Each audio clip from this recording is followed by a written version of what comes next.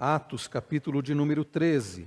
Para quem, porventura, esteja nos visitando, nós temos a prática aqui de expor livros da Bíblia, na sequência. Pela manhã estamos expondo o livro dos Salmos, e hoje nós chegamos pela manhã no Salmo 31, e à noite nós estamos expondo o livro de Atos, e hoje vamos expor a partir do verso de número 13, Atos, capítulo 13.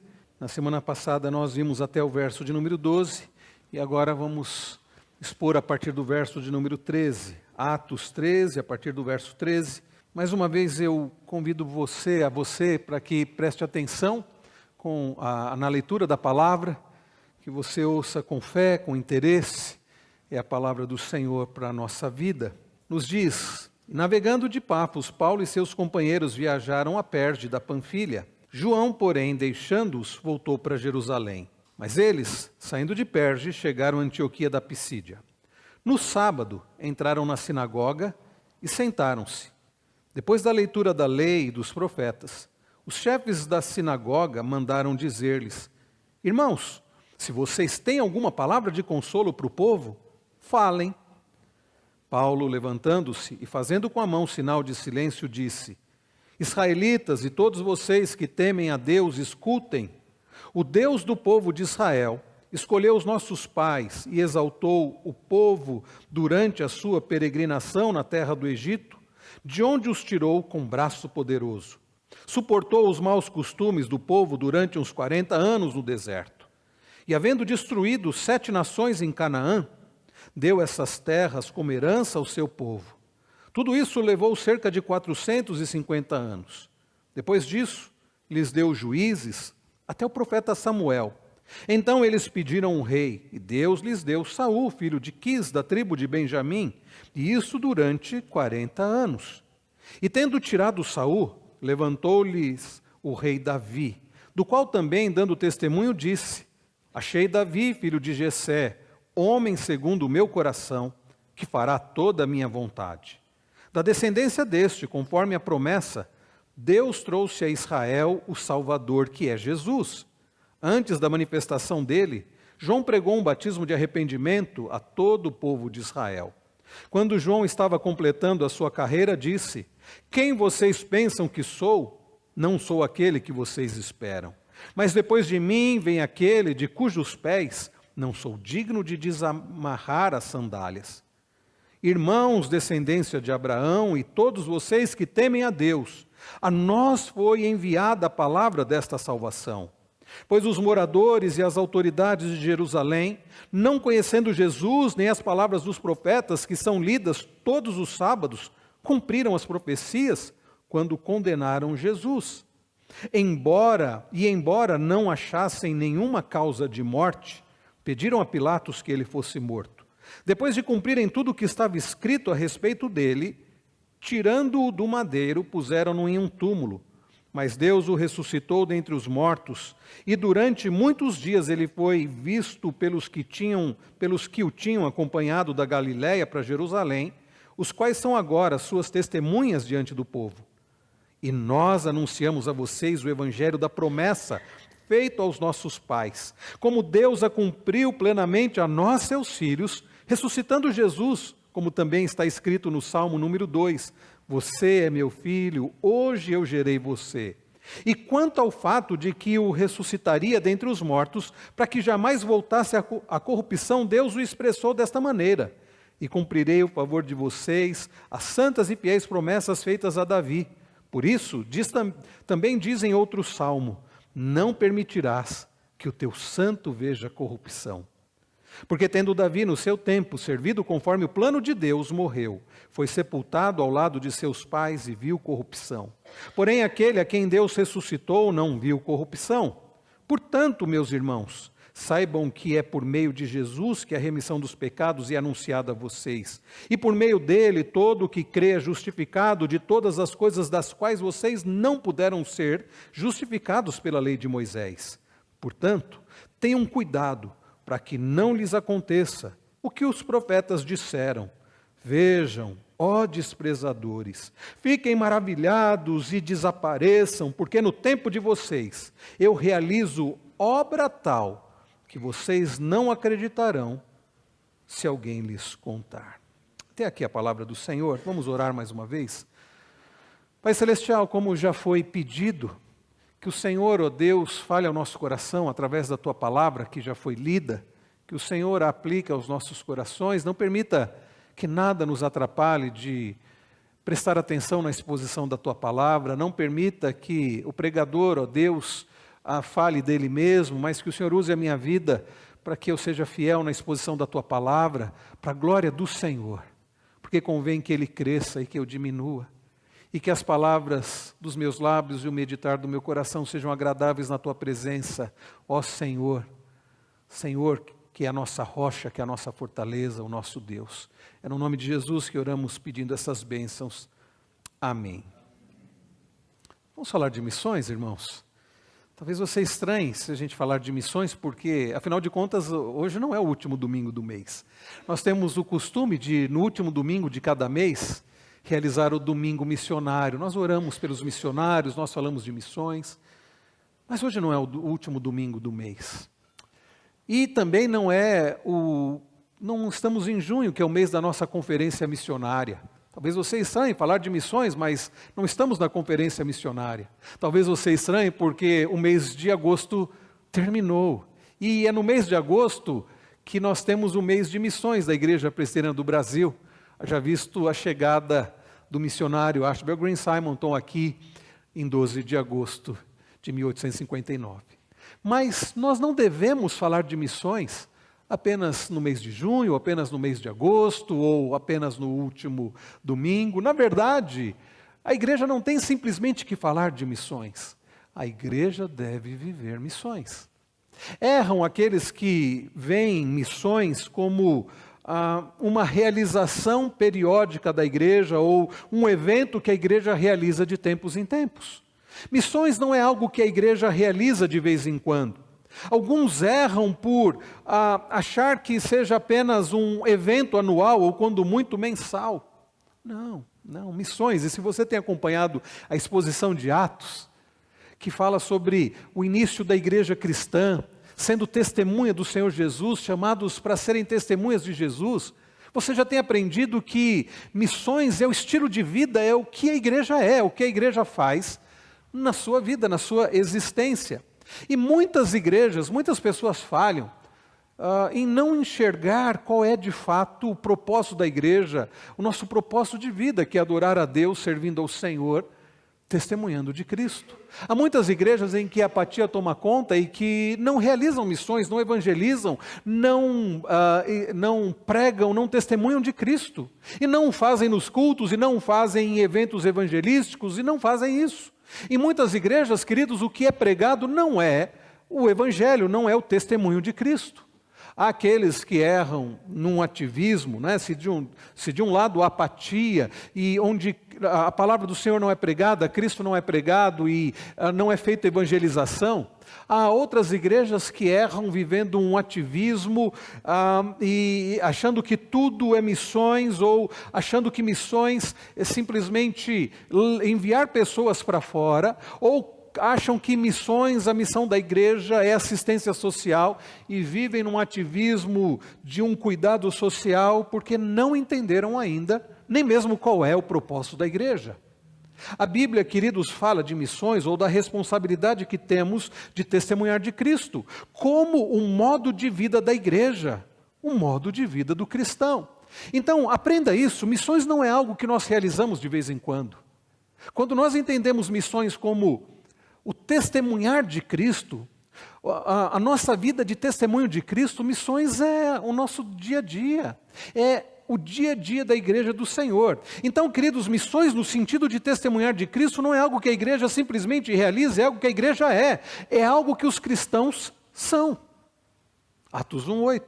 Jesus disse: e vocês vão receber poder ao descer sobre vocês o Espírito Santo, e vocês serão minhas testemunhas, tanto em Jerusalém como Judéia e Samaria, até os confins da terra. Jesus não diz: vocês vão realizar eventos, vocês de vez em quando vão testemunhar de mim. Jesus diz: vocês vão receber poder, vocês discípulos, vocês minha igreja, e vocês serão minhas testemunhas. Você já entendeu isso? Nós, igreja do Senhor, somos testemunhas do Senhor Jesus. Por isso, a nossa vida é testemunhar do Senhor. Por isso, na igreja, o que é pregado é o testemunho de Cristo, o Evangelho. Por isso, no nosso viver, no nosso dia a dia, quando Deus coloca pessoas na nossa vida, nós testemunhamos de Cristo. Por isso, nós enviamos missionários para que testemunhem de Cristo.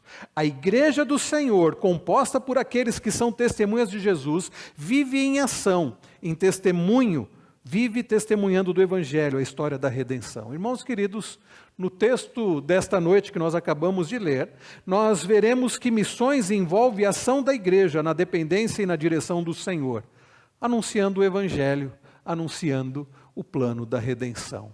Este é o resumo da mensagem desta noite. A igreja do Senhor vive em ação, realizando a missão em ação, na dependência do Senhor, testemunhando, anunciando o Evangelho, o plano da redenção. O plano da redenção. E nós veremos isso, queridos, em 3 partes. A primeira delas é: missões envolve a ação da igreja na dependência e na direção do Senhor. Missões envolve a ação da igreja na dependência e na direção do Senhor. Olhem comigo novamente o início, o verso de número 13. E navegando de Pafos, Paulo e seus companheiros viajaram a Perge da Panfilha. João, porém, deixando-os, voltou para Jerusalém. Mas eles, saindo de Perge, chegaram a Antioquia da Pisídia. No sábado entraram na sinagoga e sentaram-se. Depois da leitura da lei dos profetas, os chefes da sinagoga mandaram dizer-lhes: irmãos, se vocês têm alguma palavra de consolo para o povo, falem. Paulo, levantando-se e fazendo com a mão sinal de silêncio, disse: israelitas e todos vocês que temem a Deus, escutem. Queridos, percebam que nós temos olhado para este livro tão precioso da palavra do Senhor, e toda a palavra do Senhor é preciosa, e nós temos aprendido aqui sobre a igreja, sobre o propósito da igreja, sobre o agir da igreja. E nós temos visto, queridos, como o Senhor capacitou a sua igreja através do seu Espírito, e como a igreja foi testemunhando de Jesus, desde o capítulo 1, com as palavras de Jesus, no capítulo 2, a descida do Espírito Santo, capacitando a sua igreja, os discípulos de Jesus, para que continuassem a obra do Senhor. E nós temos aprendido que Jesus subiu aos céus, depois dele ter sido crucificado, morto e ressuscitar ao 3º dia, depois dele passar 40 dias instruindo os seus discípulos, ele sobe aos céus. Mas Jesus não está ausente. Nós temos visto o quanto o Senhor tem agido, o quanto o Senhor tem trabalhado na vida e através da sua igreja, pelo seu Espírito Santo, e usado a sua igreja para testemunhar dele. No capítulo 3, irmãos, nós lemos a respeito da cura de um coxo em Jerusalém, a pregação de Pedro no templo, e se você observar a pregação de Pedro, você vai ver que ela é muito parecida com a pregação que nós acabamos de ler aqui, a pregação de Paulo, onde Pedro exalta Cristo, onde Pedro fala do plano da redenção, e Pedro cita o Antigo Testamento, e Pedro aponta para Cristo, o cumprimento da promessa do Senhor. E então nós temos visto, queridos, como ele e João, eles foram pregando e a igreja foi testemunhando, e como o Evangelho foi pregado em Jerusalém. E quando veio a perseguição, após a morte de Estevão, como Deus em sua soberania e providência, fez com que a igreja, fez com que muitos saíssem de Jerusalém, para que fosse cumprida a ordem de Jesus. Eles deveriam ser testemunhas do Senhor Jesus, tanto em Jerusalém como Judéia e Samaria. E eles saem e o Senhor Jesus então é pregado, a igreja vai testemunhando de Jesus Cristo na Samaria, e vai testemunhando de Jesus Cristo em outras regiões, como nós vimos em Antioquia da Síria, onde eles são chamados pela primeira vez de cristãos. E então a igreja lá se estabelece e envia missionários, e nós já lemos sobre Barnabé e Saulo sendo enviados. E nós vimos então no domingo passado, irmãos, sobre missões, e nós vimos a respeito da oportunidade que Deus deu à sua igreja de pregar a palavra. Também nós vimos a oposição que eles sofreram através de um falso profeta, né? E nós vimos também conversão. No domingo passado nós vimos sobre a oportunidade, oposição e conversão. E agora, queridos, ao retomarmos aqui o capítulo 13, a partir do verso de número 13, nós vemos o Senhor continuando a conduzir os seus servos nesta obra tão preciosa do testemunho do Evangelho. E nós lemos no verso 13 que eles navegaram de Pafos. Paulo e seus companheiros viajaram a Perge na Panfilha. E eles saíram de onde eles estavam. Nós precisamos nos lembrar que eles foram até Chipre, até a ilha de Chipre, e lá eles pregaram o Evangelho. E o procônsul Sérgio Paulo ficou maravilhado com a mensagem, e houve conversão, e houve fé. E então agora nós vemos que aqueles nossos irmãos, eles não ficaram acomodados em Chipre. A palavra foi pregada, conversões aconteceram e eles poderiam ter dito, vamos ficar por um tempo aqui, vamos descansar um pouco, mas a obra não pode parar. E nós lemos agora, queridos, que missão tem a ver com ação, uma ação na dependência e na direção do Senhor. E nós lemos que eles resolvem sair ali da ilha de Chipre, e nos diz o texto que eles viajaram a Perge, na Panfilha. Eles saem de Chipre e eles sobem e vão até a Ásia Menor, na região que hoje é a atual Turquia.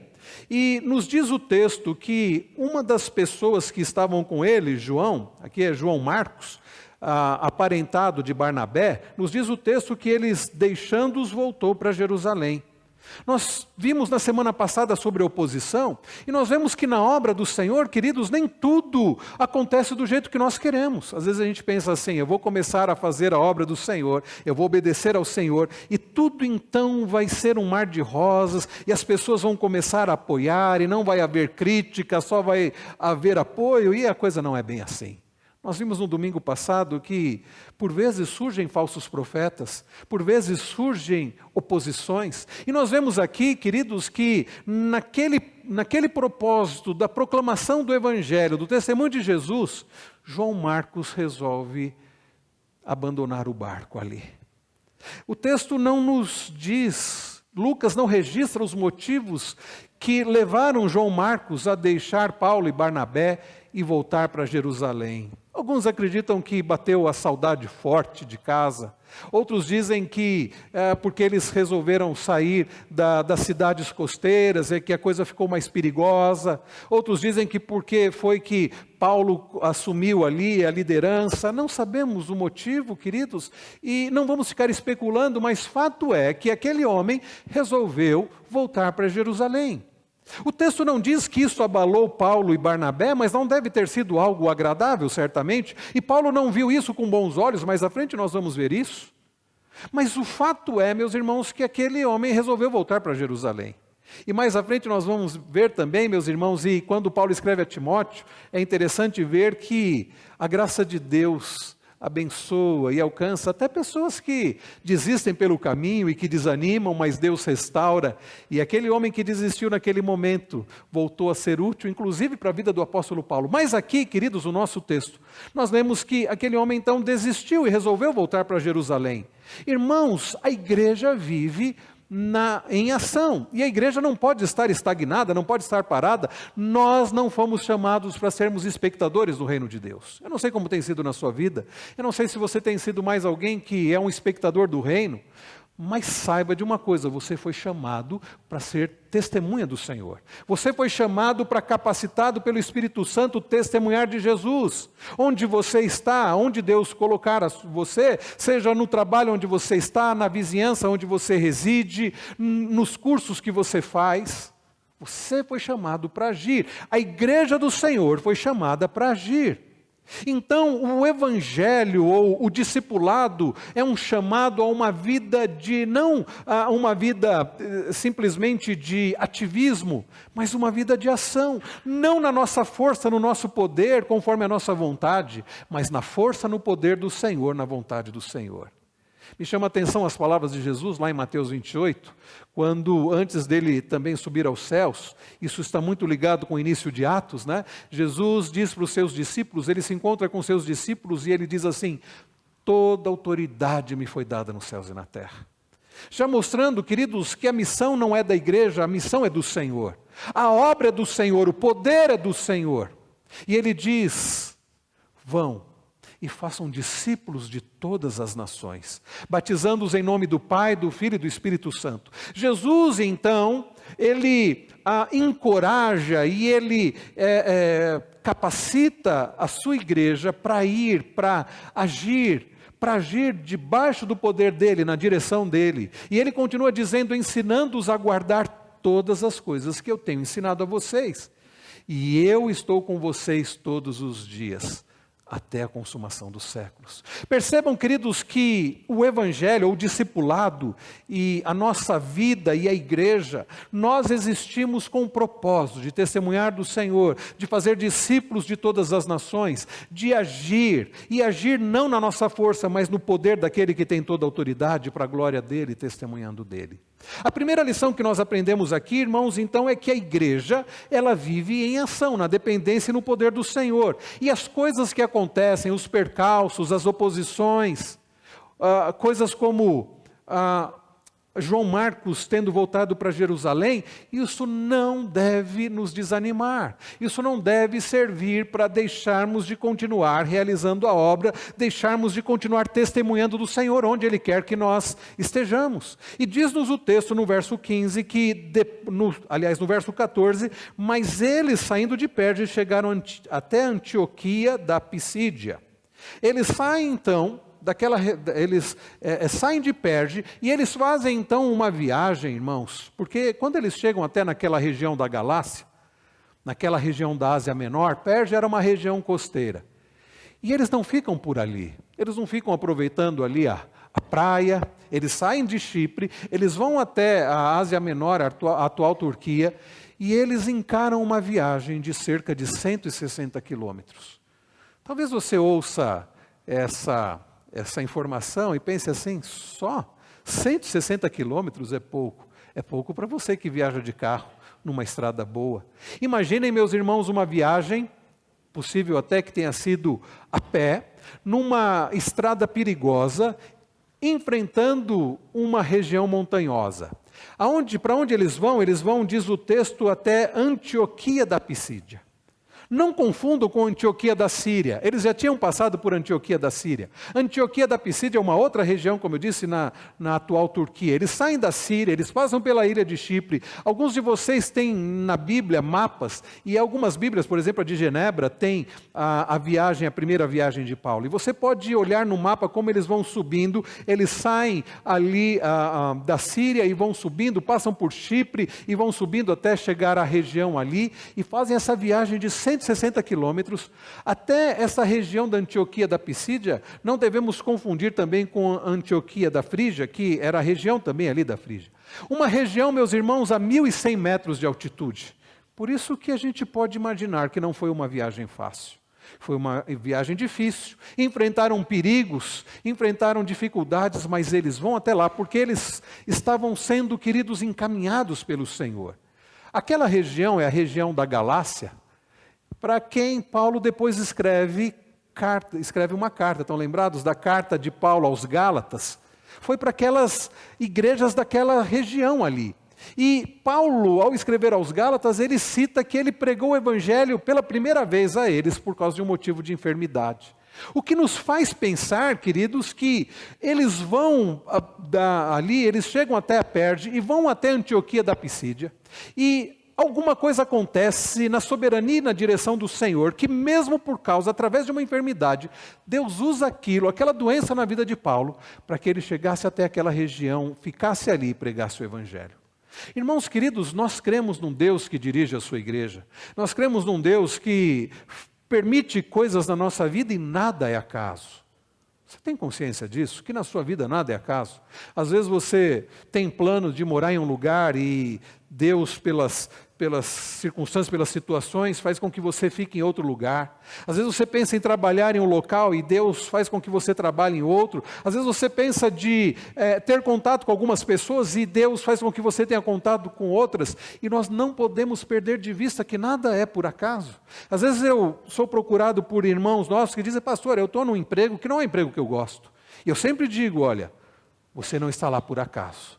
Não é que você tem que se resignar e dizer, porque eu estou aqui, eu vou ficar aqui mesmo. Não, você pode procurar algo, você pode procurar um outro local, mas não perca as oportunidades. Queridos irmãos, É curioso olhar para a vida do apóstolo Paulo, para a história de Paulo, e perceber que onde Deus o colocou, onde Deus o levou, ali ele pregou o evangelho, ali frutificou. Quando ele então vai para aquele local, nós vemos ele pregando o evangelho. Quando ele é preso, ele evangeliza a guarda pretoriana. Quando ele, para onde Deus o leva, ali ele prega o evangelho. Queridos, a igreja do Senhor Jesus, ela deve viver em ação, aproveitando inclusive as oportunidades. E é o que nós vemos no segundo ponto. Se em primeiro lugar nós vemos a igreja do Senhor vivendo em ação, a igreja do Senhor agindo, e nós precisamos, isso não significa que você vai sair daqui, ir para um outro local, mas você deve entender aonde Deus te colocou, e você deve agir onde Deus te colocou, seja como eu disse, no seu trabalho, na sua faculdade, na sua escola, na sua vizinhança, na sua casa. Mas uma coisa é certa, você precisa agir. Não um ativismo, mas uma ação debaixo do controle, do direcionamento do Senhor, como nós vemos aqui Paulo e Silas, e aproveitando as oportunidades. Olha o que diz a continuação do texto. No sábado, entraram na sinagoga e sentaram-se. Depois da leitura da lei e dos profetas, os chefes da sinagoga mandaram dizer-lhes: irmãos, se vocês têm alguma palavra de consolo para o povo, falem. E Paulo, levantando-se, falou. Percebam, irmãos, nós precisamos aproveitar as oportunidades. Nós vimos no domingo passado que Deus dá oportunidades. E isso não significa que você vai ficar na sua casa esperando Deus dar oportunidades. Vejam, eles vão a Chipre, eles saem de Chipre eles vão a Perge, de Perge eles vão até Antioquia da Psídia. Eles estão agindo. Oportunidades não significam que vamos ficar parados para ver Deus agir e nos conduzir. Oportunidades acontecem enquanto nós estamos agindo. Jesus disse, mais uma vez voltando para Mateus 28, ele diz: ide, vão e façam discípulos de todas as nações. E o Senhor vai conduzindo a sua igreja à medida que a sua igreja vai caminhando, à medida que a sua igreja vai agindo, à medida que a sua igreja vai aproveitando as oportunidades. E a pergunta que fica para você é: você tem aproveitado as oportunidades? Primeiro, você tem agido? Você tem sido proativo? Você tem ido onde Deus tem te direcionado? E onde Deus tem colocado você e direcionado a sua vida, você tem aproveitado as oportunidades? Como eu disse há pouco, nós olhamos para a vida de Paulo e ele aproveitava cada oportunidade. Ele sofre um naufrágio, vai parar numa ilha, o que ele faz ali? Ele prega o evangelho, planta uma igreja. Ele é preso, e o que ele faz ali? Ele evangeliza toda a guarda pretoriana e muitos se convertem. Irmãos queridos, nós precisamos agir na dependência e na direção do Senhor e aproveitar as oportunidades. E o que acontece é que eles logo procuram uma sinagoga. Os judeus, eles se espalharam. Eles haviam se espalhado, a história mostra isso, eles haviam se espalhado por muitas regiões, e onde havia um grupo considerável, eles iniciavam ali, abriam uma sinagoga. E Paulo, judeu, Paulo, conhecedor da lei, Paulo, doutor da lei, Paulo, fariseu, ele tinha conhecimento das leis judaicas, ele tinha conhecimento do que acontecia nas sinagogas, e ele tinha livre acesso às sinagogas. E ele aproveita a oportunidade e eles logo procuram uma sinagoga. E nos diz o texto que no sábado, porque eles se reuniam no sábado, no Shabat, e eles então entraram e sentaram-se. E ficaram aguardando o quê? A oportunidade. Alguns comentaristas dizem que é possível que eles tenham conversado antes e dito: olha, nós temos aqui uma palavra para dizer, nós queremos uma oportunidade. É possível que isso tenha acontecido, mas é possível que os chefes da sinagoga, já sabendo quem era Paulo, já sabendo da fama de Paulo e já sabendo também do conhecimento de Paulo, que eles dão oportunidade. Vejam no verso 15, depois da leitura da lei e dos profetas.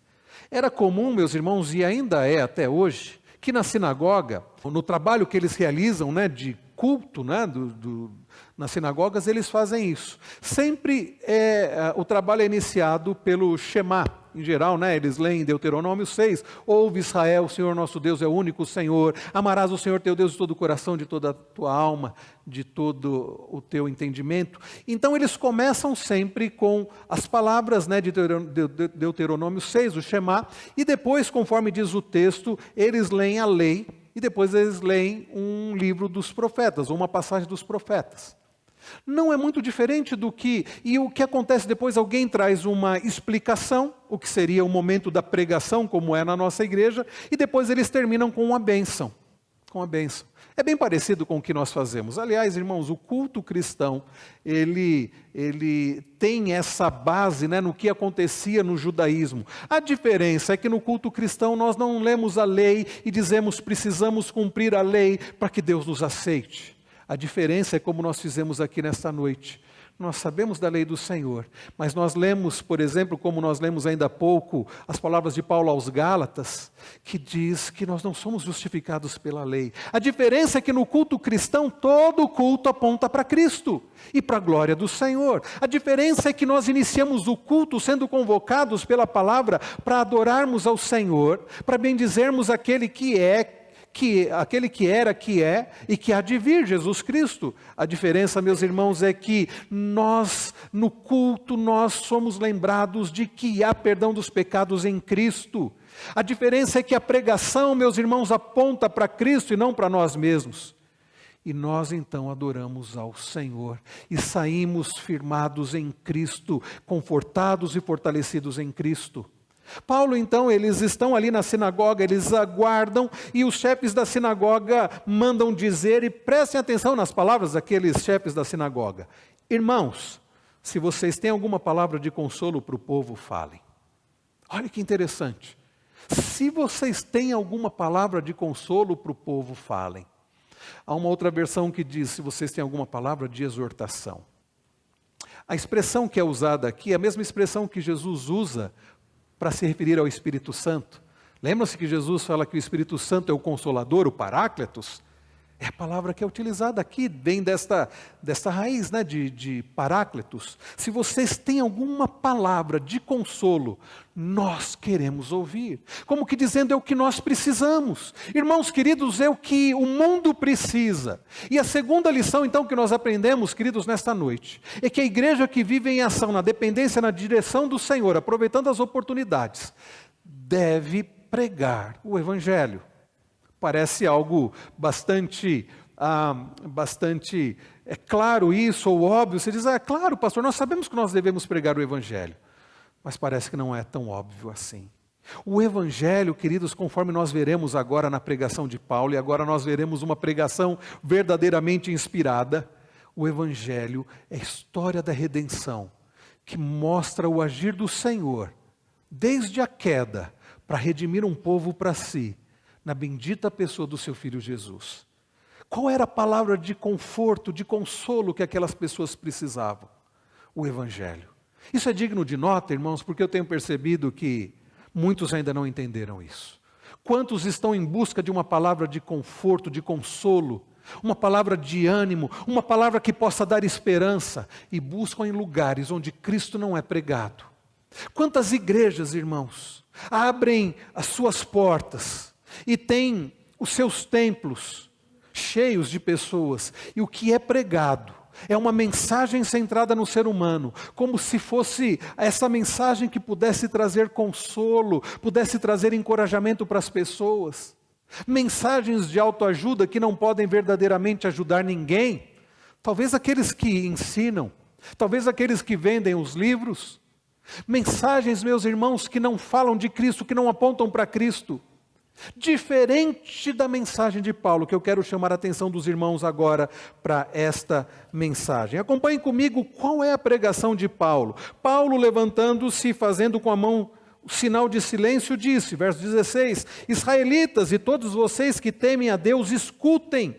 E o que, meus irmãos, aquelas pessoas deveriam escutar? Percebam que o apóstolo Paulo começa, e vocês vão verificar que na mensagem de Paulo, muito do que ele fala nessa mensagem, aliás, esse sermão de Paulo, se assemelha em muito às mensagens que Pedro pregou. Alguns até acreditam que Paulo pode ser que tenha ouvido, inclusive, a Pedro, porque Paulo estava em Jerusalém quando Pedro pregava, e Paulo era um estudante e cresceu aprendendo aos pés do mestre Gamaliel, e que é possível que Paulo tenha ouvido o sermão de Pedro, ou é possível que pela inspiração do Espírito, nós não sabemos. O fato é que na mesma linha de Pedro, apontando para Cristo e expondo o plano da redenção, o apóstolo Paulo prega. E a primeira coisa que nós vimos, verso 17, ele diz: o Deus do povo de Israel escolheu os nossos pais e exaltou o povo durante a sua peregrinação na terra do Egito, de onde os tirou com um braço poderoso. Percebam que o apóstolo Paulo começa a sua mensagem citando o Antigo Testamento. Aliás, vocês vão perceber, ele cita várias passagens do Antigo Testamento. Ele vai citar o Salmo 16, que nós lemos no início do culto. Ele vai citar Isaías 55. Ele vai citar várias passagens do Antigo Testamento. E o que nos faz entender, irmãos, que diferente do que alguns pensam, o Antigo Testamento não é uma parte da Bíblia que ficou para trás. Tem igreja e tem pastores e alguns bem famosos que dizem isso. Jesus é a chave hermenêutica, então o Antigo Testamento é algo ultrapassado. Você só precisa de Jesus, nem da Bíblia você precisa. Aliás, eu fico pensando, irmãos, como é possível alguém dizer você precisa de Jesus, dos ensinos de Jesus, e você não precisa da Bíblia? Mas como você vai aprender os ensinos de Jesus se estão na Bíblia? E como você vai aprender de Cristo se você não olhar para o Antigo Testamento? E todo o Antigo Testamento aponta para a promessa, aponta para Cristo. E Cristo é o cumprimento das promessas do Antigo Testamento. Então percebam que na pregação de Paulo, nós aprendemos que o Evangelho, o plano da redenção, ele está em toda a Bíblia e ele começa justamente no Antigo Testamento. E como nós vemos aqui, irmãos, o sermão de Paulo na sinagoga lá da Antioquia da Pisídia é uma extraordinária síntese do que nós podemos chamar de plano da redenção. E eu não sei se você já percebeu, nós temos insistido nisso. A Bíblia não é um conjunto de livros, não são 66 livros desconexos, com histórias desconexas. Não é assim. De Gênesis a Apocalipse, é o que nós chamamos de, na teologia bíblica, há um cordão dourado. Nós vemos, queridos, uma ligação, nós vemos que a Bíblia, e essa é a chave hermenêutica, traz o plano da redenção. Por isso, qualquer história que você for ler na Bíblia, se você for ler, por exemplo, sobre Davi, e Paulo cita Davi aqui, não é história de alguém muito poderoso que venceu um gigante. Não, é a história de alguém pequeno, fraco, que Deus usou para derrotar ali o gigante filisteu, para mostrar a glória de Deus, a força do Senhor, e alguém que apontava para Jesus Cristo. Nós não podemos, queridos, olhar para as Escrituras como sem o pano de fundo, é o que no inglês eles chamam de background, esse pano de fundo que é a história da redenção. E Paulo, meus irmãos, começa lá, desde Gênesis, ele passa pelos livros de Samuel, passa pelo livro dos Juízes, para mostrar que esse plano da redenção, que foi planejado na eternidade e tem sido, meus irmãos, desde o Antigo Testamento revelado, é o plano que nós precisamos conhecer, é o plano que a igreja deve pregar, é o que nós precisamos ter em nossa mente. Então Paulo começa falando do Deus do povo de Israel, que escolheu os nossos pais. Paulo se refere, quando ele fala dos nossos pais, Paulo tinha em mente os patriarcas, Paulo tinha em mente Abraão, Isaac, Jacó, Paulo tinha em mente José, Paulo tinha em mente aqueles que Deus escolheu para ali o início do seu povo. E diz, meus irmãos, que ele exaltou o povo e durante a sua peregrinação na terra do Egito, de onde os tirou com um braço poderoso. Paulo faz menção ao livro do Êxodo, Paulo faz menção ao período em que o povo ficou escravo no Egito e a forma como Deus usou a vida de Moisés, que não é o grande libertador. Você já percebeu isso? Moisés não é o grande libertador. Moisés foi um instrumento pequeno, limitado, que inclusive quando Deus aparece para ele, nós vemos isso lá em Êxodo 3, quando Deus aparece para ele, e você vê isso a partir do verso 10, e aparece para ele numa sarça que ardia e não se consumia, e diz assim: eu vou libertar o meu povo, vou usar a sua vida. Você lembra quais foram as palavras de Moisés? Eu não, Senhor, o que vão dizer? O que eu vou dizer quando eu chegar lá? Eu sou pesado de língua, como é que vai ser? Quem me enviou? Percebe, meus irmãos, Deus resolve usar uma pessoa assim, que chega a um ponto de que ele tem coragem de dizer para Deus o seguinte: envia quem o Senhor quiser enviar, menos a mim. o Deus que é soberano e usa quem Ele quer, a ira de Deus se acendeu ali contra Moisés, e Deus falou: eu vou usar a sua vida, e sou eu que vou te capacitar, e sou eu que vou falar através de você. E assim foi, meus irmãos. Moisés, um homem pequeno, limitado, um comentarista, um escritor evangélico, ele, ao escrever sobre Moisés, ele diz que passou os primeiros 40 anos da sua vida achando que era alguém, e passou o segundo ciclo de 40 anos da sua vida vendo que era um ninguém. Precisou Deus mandá-lo para o deserto, precisou Deus fazer dele alguém que cuidava ali do rebanho do seu sogro, precisou fazer de Moisés alguém que, para enxergar que era apenas um instrumento nas mãos do Senhor. Porque então Charles Swindoll vai dizer que Moisés, no seu terceiro período de 40 anos, pôde aprender o que Deus pode fazer através da vida de um ninguém. Porque, irmãos queridos, Moisés não era o grande libertador. Moisés era um instrumento nas mãos do grande libertador, que apontava para o grande libertador que é Cristo. Percebam, queridos, que a Bíblia, ela não exalta Moisés e nem a Davi, nem a Abraão e nem a Noé. A Bíblia vai citando esses homens que Deus usou, mas todos eles, e quando eles são citados lá em Hebreus 11, isso é curioso, eles não são citados lá na chamada galeria dos heróis da fé, como ficou conhecida, porque foram grandes homens, poderosos homens, homens perfeitos, não. Eram homens pequenos, falhos, que foram pecadores, mas que creram no Senhor, e que foram instrumentos e que apontaram para o grande libertador, o grande rei, o grande redentor que é Cristo. Então Paulo fala, queridos, da paciência do Senhor, como Deus como Deus exaltou o povo, como Deus os tirou com um braço poderoso, já apontando para o fato que Deus libertaria o seu povo com um braço poderoso, o braço de Cristo, o poder de Cristo. E ele continua, meus irmãos, e vejam o verso 19, e ele diz, aliás, verso 18, suportou os maus costumes do povo durante uns 40 anos no deserto. O Deus paciente que em Cristo Jesus leva sobre si os nossos pecados. Que paciência maior do que a dos 40 anos, enquanto o povo adorou o bezerro, enquanto o povo reclamou da falta de água, reclamou da falta de conforto, quis voltar para o Egito e Deus foi tão paciente. Que paciência maior, meus irmãos, é a paciência de Deus que em Cristo na cruz leva sobre si a culpa dos nossos pecados. E que chega a dizer: Pai, perdoa, eles não sabem o que eles estão fazendo. E Paulo continua, meus irmãos, a falar sobre o plano da redenção que aponta para Cristo, e ele diz no verso 19: e havendo destruído 7 nações em Canaã, deu essas terras como herança ao seu povo.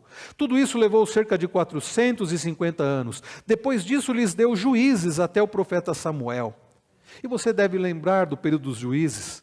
E tem sido curioso porque nós estamos, e bem instrutivo, porque nós estamos sendo instruídos nos domingos pela manhã, na classe dos adultos, e você, mesmo que você não faça parte da classe dos adultos, você tem um privilégio depois de acessar no YouTube e assistir a aula. E nós temos aprendido, meus irmãos, sobre o panorama do Antigo Testamento.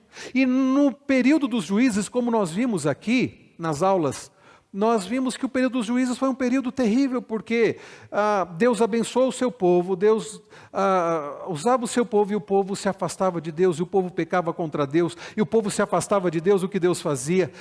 Deus restaurava o seu povo. Deus usava povos inimigos para disciplinar o seu povo. O povo se arrependia, clamava ao Senhor, chorava diante de Deus, Deus ouvia o clamor do povo, perdoava o povo e abençoava o povo. O que o povo fazia? Se afastava de novo do Senhor. O período dos juízes foram esses ciclos.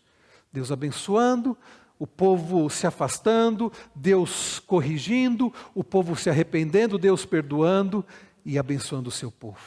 Uma época terrível que é dito no final do livro que era uma época em que não havia rei em Israel e que cada um fazia o que achava que era certo. E isso mostra, meus irmãos, e nós lemos isso e nós pensamos assim: ô povo difícil. Essa é a história do povo de Deus. E essa é a história de Deus, o Deus perdoador, que em Cristo Jesus restaura o seu povo, o povo que não merecia. E eles então pedem um rei, e Paulo vai falar ali do período lá de Samuel, e que lhes deu, e então depois disso lhes deu juiz até o profeta Samuel. Então eles pediram um rei. E quando nós olhamos para os livros de Samuel, nós começamos a ver, desde a história de Ana, como Deus prepara um libertador para o seu povo, apontando para Cristo. Porque Samuel, meus irmãos, apontou para Cristo. Samuel, que foi pecador e limitado, apontou para um libertador maior, para um líder maior, porque Deus, através de Samuel, a partir de Samuel, começa a prover para o povo liderança fiel. Uma liderança que não era perfeita, mas que apontava para o líder perfeito, que é Cristo. E então o povo quis um rei, e Deus deu Saul, que não foi um bom rei. E ele era da tribo de Benjamim, isso durante 40 anos. E tendo tirado Saul, diz-nos o verso 22, Paulo diz, levantou-lhes o rei Davi, do qual também, dando testemunho, disse, achei Davi, filho de Jessé, homem segundo o meu coração, que fará toda a minha vontade. E se você conhece a história de Davi, você sabe que ele também não foi perfeito, mas apontava para aquele que é perfeito. Ele não foi, como eu já disse, o grande rei, mas apontava para o grande rei que é Cristo. E então Paulo continua e no verso 23 ele diz, da descendência deste, conforme a promessa, Deus trouxe a Israel o Salvador, que é Jesus. Vocês percebem o que Paulo vai fazendo no seu sermão? Paulo vai falando a respeito do plano da redenção. Paulo vai fazendo aquelas pessoas lá de Antioquia, da Pisídia, entenderem, aqueles judeus que estavam na sinagoga, para que eles pudessem entender o Evangelho, para que eles pudessem entender quem é Cristo, para que eles pudessem entender que Cristo é o cumprimento de todo o Antigo Testamento. E para que eles pudessem passar a adorar somente a Cristo, e buscar e colocar a fé somente em Cristo, e em Cristo eles pudessem ter perdão dos pecados, salvação, alegria e paz. E então Paulo chega neste ponto do sermão a respeito da história da redenção, e no verso 24 ele diz, antes da manifestação dele, João pregou um batismo de arrependimento a todo o povo de Israel. Quando João estava completando a sua carreira, disse, quem vocês pensam que sou? Não sou aquele que vocês esperam, mas depois de mim vem aquele de cujos pés não sou digno de desamarrar as sandálias. E Paulo vai lembrar ao povo a respeito de João Batista, que veio para preparar o caminho do Senhor, mas ele que não era luz, mas que veio para testificar a respeito da luz, como diz João no capítulo 1 do Evangelho, que vinda ao mundo ilumina todo homem. E Paulo vai dizer, João não era luz, João não era aquele de fato libertador, assim como nem Pedro era, e nem Paulo, porque quando nós olhamos nos sermões de Pedro e de Paulo, todos apontam para Cristo e não para eles mesmos. E quando nós chegamos, irmãos, aqui no verso de número 26, ele diz, irmãos, descendência de Abraão, e todos vocês que temem a Deus, a nós foi enviada a palavra desta salvação. Percebam, Paulo diz, vocês judeus, e vocês que não são judeus, mas que temem a Deus, ouçam, a nós foi enviada a palavra da salvação. E queridos, a pergunta é, qual é a palavra da salvação? Melhor dizendo, quem é a palavra da salvação? Aqui nós precisamos entender que a igreja erra, as pessoas erram quando não entendem que Cristo é a palavra da salvação. Igrejas estão errando quando nos seus cultos o que é pregado não é o Evangelho, não é Cristo, não é o plano da redenção. O que é ensinado na escola dominical não é o plano da redenção. Ou quando muito pegam as histórias da Bíblia e não conseguem conectá-las a Cristo. Em quantas igrejas a história de Moisés, a história de Noé, a história dos patriarcas, a história de Davi, são histórias contadas e exaltando esses homens, quando na verdade isso deveria ser ensinado, apontando para Cristo. Hoje pela manhã eu ouvi a conversa do reverendo Wellington com o reverendo Wilson, à porta estávamos juntos, e o reverendo Wellington dizia para o reverendo Wilson, como é interessante, como tem sido proveitoso nós ensinarmos os livros do Antigo Testamento. O reverendo Wellington fazia menção justamente do livro de Ezequiel, dizendo assim para o reverendo Wilson, quanta riqueza, quantos ensinos, quantas verdades apontando para Cristo no livro de Ezequiel. E hoje o reverendo Wilson começou o livro de Oséias, não é verdade? Quanto, meus irmãos, nós temos nesses livros de promessas a respeito de Cristo, promessas cumpridas em Cristo. E às vezes nós não conseguimos fazer essas ligações, por isso eu digo, nós estamos sendo privilegiados, irmãos. E aqueles que não têm acompanhado, parem de perder tempo, acessem as aulas da escola dominical, da classe dos adultos, e aprendam a respeito de Cristo no Antigo Testamento, aprendam a respeito das promessas de Deus no Antigo Testamento que apontavam para Cristo e que se cumprem em Cristo.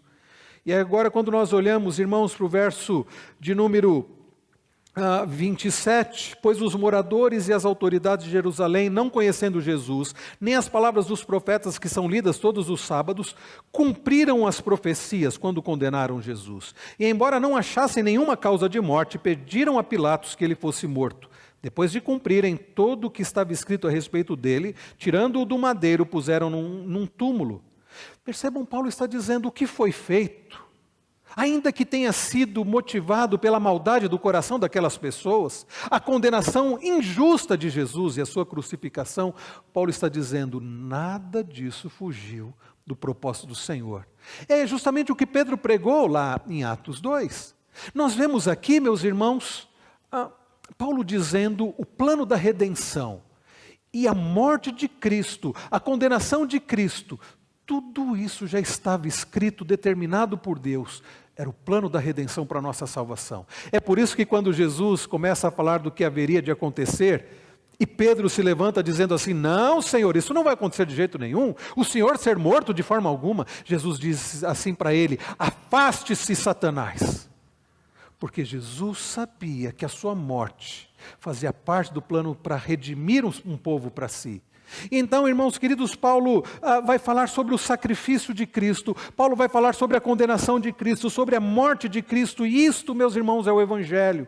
Há igrejas que não falam sobre o sacrifício de Cristo, sobre a morte de Cristo, sobre a obra de Cristo. E ele então continua, irmãos, e vejam no verso de número 30, mas Deus o ressuscitou dentre os mortos. O Evangelho tem a ver com a morte de Jesus, mas tem a ver também com a ressurreição do Senhor. Daqui a pouco nós vamos participar da ceia do Senhor, e nós devemos nos lembrar das palavras do Senhor Jesus, que Paulo foi repetir lá em 1 Coríntios 11, que nós devemos anunciar a morte do Senhor até que Ele venha, porque Ele ressuscitou e vai voltar. Irmãos queridos, o Evangelho da salvação, o plano da redenção, que precisa ser pregado e vivido pela igreja do Senhor, que precisa ser testemunhado, que precisa ser anunciado entre as nações, que precisa ser anunciado na igreja local, que precisa ser anunciado por você onde você estiver e para onde você for durante a semana. É o plano que fala a respeito de Cristo, da morte de Cristo e da ressurreição de Cristo. E então ele continua e diz no verso 31, e durante muitos dias ele foi visto pelos que o tinham acompanhado da Galiléia para Jerusalém, os quais são agora suas testemunhas diante do povo. E nós anunciamos a vocês o evangelho da promessa, feita aos nossos pais, como Deus a cumpriu plenamente a nós, seus filhos, ressuscitando Jesus, como também está escrito no Salmo número 2, você é meu filho, hoje eu gerei você. Percebam, Paulo está dizendo, é o cumprimento da promessa. Todo o Antigo Testamento apontava para redenção no Messias, e Jesus Cristo é o cumprimento da promessa. Verso 34, e quanto ao fato de que o ressuscitará dentre os mortos para que jamais voltasse à corrupção, Deus o expressou desta maneira, e cumprirei a favor de vocês as santas e fiéis promessas feitas a Davi. E por isso também diz em outro salmo, você já sabe que salmo é esse, nós lemos no início do culto, Salmo 16, não permitirás que o teu santo veja corrupção. E aqui vem Paulo aplicando a palavra do Senhor. Paulo está dizendo, o que Davi disse no Salmo 16, não era a respeito dele mesmo. Paulo vai explicar para aqueles irmãos, para aqueles judeus lá na sinagoga, para aqueles homens tementes a Deus e para nós hoje. Olha o verso 36, porque tendo Davi no seu tempo servido conforme o plano de Deus, morreu, foi sepultado ao lado de seus pais e viu corrupção. Paulo está dizendo, o que Davi falou não podia ser sobre ele, porque Davi morreu, foi sepultado, e o seu corpo experimentou a corrupção, o seu corpo apodreceu ali.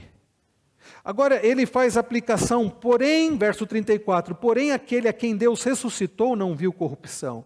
O que Paulo está dizendo é, Davi no Salmo 16 está se referindo a Cristo, o cumprimento da promessa. Portanto, meus irmãos, olha a aplicação do sermão. Saibam que é por meio de Jesus que a remissão dos pecados é anunciada a vocês, e por meio dele todo o que crê é justificado de todas as coisas das quais vocês não puderam ser justificados pela lei de Moisés. Portanto, tenham cuidado para que não lhes aconteça o que os profetas disseram. Olha só o que os profetas disseram.